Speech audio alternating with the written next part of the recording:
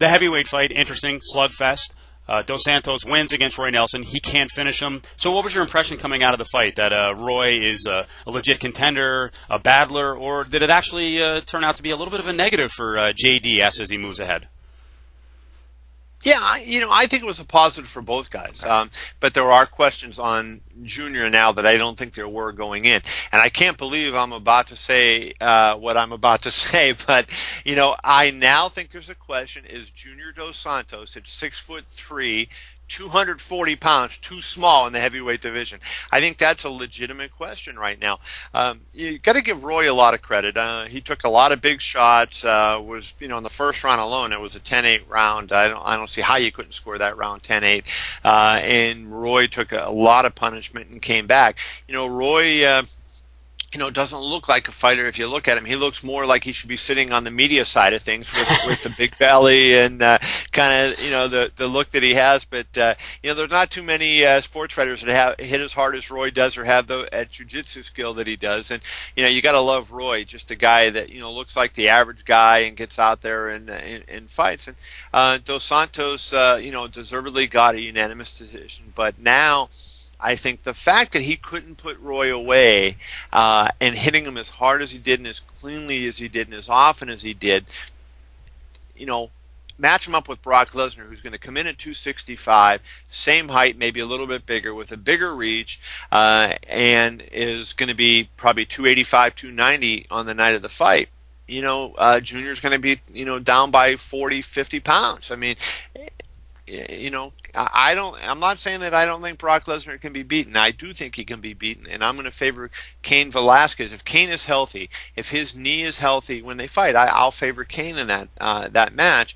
But it's a matter of styles making fights, and with Junior's style, now where before I didn't have any question, now I have some questions. All right. See, I think it's more of a case that Roy is just kind of freakish in terms of his chin. He took big shots.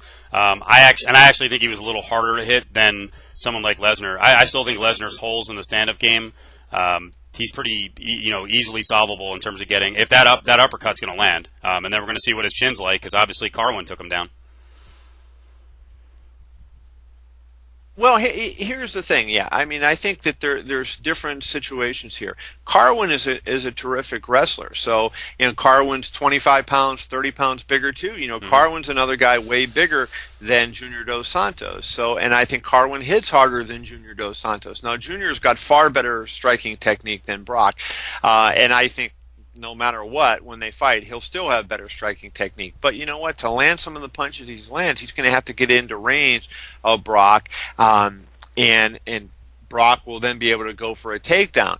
And is Junior going to be able to fight off a takedown of a guy who's a world-class wrestler like Brock and who's 285 pounds when they fight?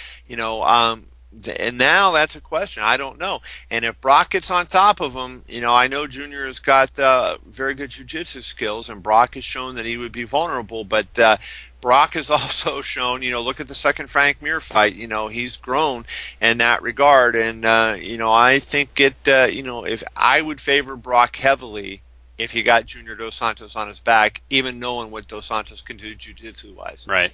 I think the other positive, though, coming out of the fight is that he got the win. He didn't lose the fight. I think he learned some lessons, too, that his hands are great, and he's got good knockout power, but he's athletic. He can use other elements. He should have been using knees. Roy was a stationary target. He could have been using more kicks, and I think against the big guys, he's got to use his athleticism. He's got to use more kicks. I agree. I think he's got, I thought it was a good fight by him, by no means a great fight. Give Roy credit. I think Junior was probably a little bit surprised if he would really admit it. I think he was surprised that Roy was still around at the end of round one. I think when he hit him with that uppercut and sent him staggering back into the cage, I think he thought the finish would be there. Roy is just a tough dude, and you got to give him a lot of credit. Give Junior credit because Roy is a hard hitter, and Junior managed to stay away from Roy's big punch. But, Brock Lesnar and Shane Carwin, guys like that, are at a totally different level in terms of their wrestling ability and in terms of their physical gifts that they have.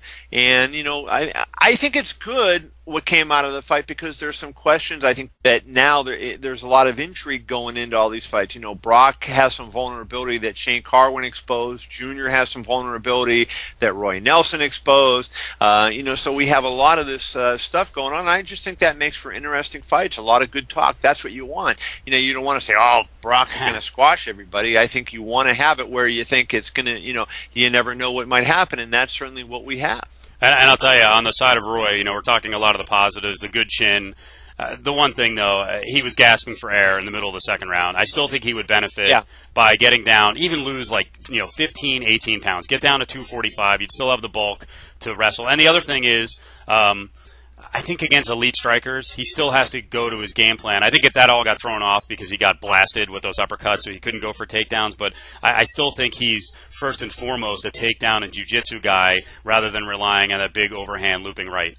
I think guys, Steve, that have the power that Roy has. Sometimes when he knocked out Stefan Struve, you fall in love with that, and it's kind of like you're a baseball player, and you have power and you can bat 300, but all of a sudden you start swinging for the fences all the time, and now you're batting 260 or 250. So it's kind of like some of the guys on your fantasy team, that they don't perform up to snuff, and so I think you're right. I think Roy is a jiu-jitsu fighter. I think he probably made a decision in that fight that he had to mix it up because he knows Junior is good at jiu-jitsu too, and I think maybe he thought he could surprise Junior by standing with him a little bit. It proved not to work, but I think Roy did show that he's a legit contender.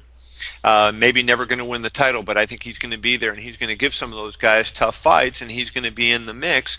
I would agree that him being in better shape would benefit him. But having said that, when you take the first round kind of punishment that he did, a lot of people are going to have their tongue hanging out after that, and he still won another 2 rounds, and it's not like he was like some of those guys in Tough during the heavyweight season where they were just total embarrassments after 3 minutes. I mean, he wasn't like that at all. So, I think you got to give Roy a lot of credit. Well, and he won over a lot of new fans. So anyone who saw it for the first time, they see this, big roly-poly guy. He is, the average guy. And I noticed up on Twitter, very casual fight fan, Stephen A. Smith was even making comments, hey, this big guy is great. And he compared him to, it really is a good clone, John Kruk. Because with the mullet and the gut, he really does look like John Kruk. See, the guy I compared him to, and I guess I'm just showing my age, is Mickey Lolich. Nice. I think when I say Mickey Lolich, and if you search for him on the internet and you get a picture of Mickey Lolich, you'll know what I'm talking about. World Series hero, and he was built like Roy with the big belly, and just did not look like an athlete, but certainly a great athlete. And that's what Roy Nelson is, to me, a modern-day Mickey Lolich. All right, Kev, good job. Thank you, Steve.